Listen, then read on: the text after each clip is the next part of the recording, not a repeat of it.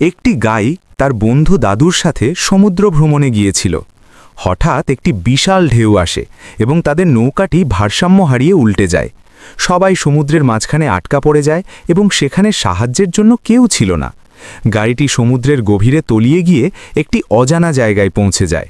সেখানে সে একটি বিশাল রাজপ্রাসাদ দেখতে পায় এবং সেই প্রাসাদে ডিপ সি কিং অর্থাৎ গভীর সমুদ্রের রাজা বসেছিলেন। গাই রাজাকে তার সব বিপদের কথা খুলে বলল।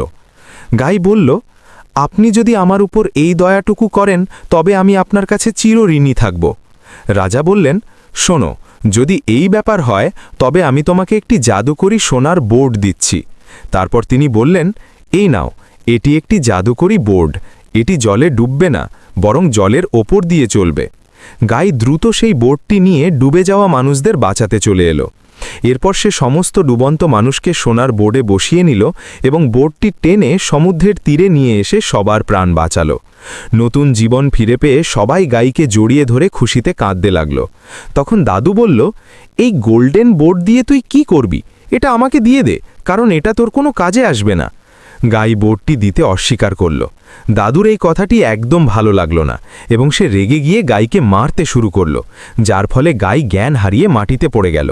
এরপর দাদু তাকে তুলে নিয়ে সমুদ্রের মাঝখানে ফেলে দিয়ে এলো। ডুবতে ডুবতে গাই আবার সেই রাজপ্রাসাদের কাছে পৌঁছে গেল এবং সেখানে তার জ্ঞান ফিরল।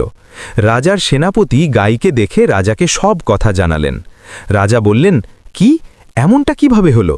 ওর কিছু হওয়ার আগেই ওকে আমার কাছে নিয়ে এসো। এরপর সেনাপতিরা গাইকে সুস্থ অবস্থায় রাজার কাছে নিয়ে এলো।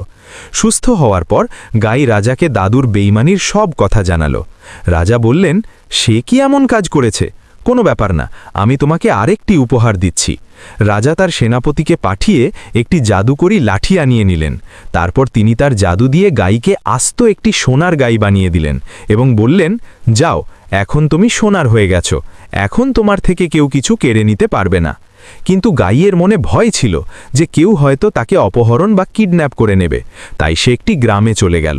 গ্রামবাসীরা তাকে দেখা মাত্রই নিজেদের ঘরে আশ্রয় দিল, কারণ তারা ছিল খুব দয়ালু। গ্রামের লোক তাকে খুব মান্য করত এবং প্রতিদিন হোটেল থেকে পিৎজা এনে খাওয়াতো। হঠাৎ একদিন গ্রামবাসীরা দেখল যে গাইটি সোনার গোবর দিয়েছে। তারা অবাক হয়ে গেল। পরের দিন সন্দেহ দূর করার জন্য তারা গাইকে আরও অনেক পিৎজা খাওয়ালো। এরপর গাই প্রচুর পরিমাণে সোনার গোবর দিল, যা দেখে গ্রামবাসীরা খুব খুশি হল। ধীরে ধীরে গ্রামের সব মানুষ সেই সোনার গোবর দিয়ে নিজেদের বাড়ি প্লাস্টার করে নিল।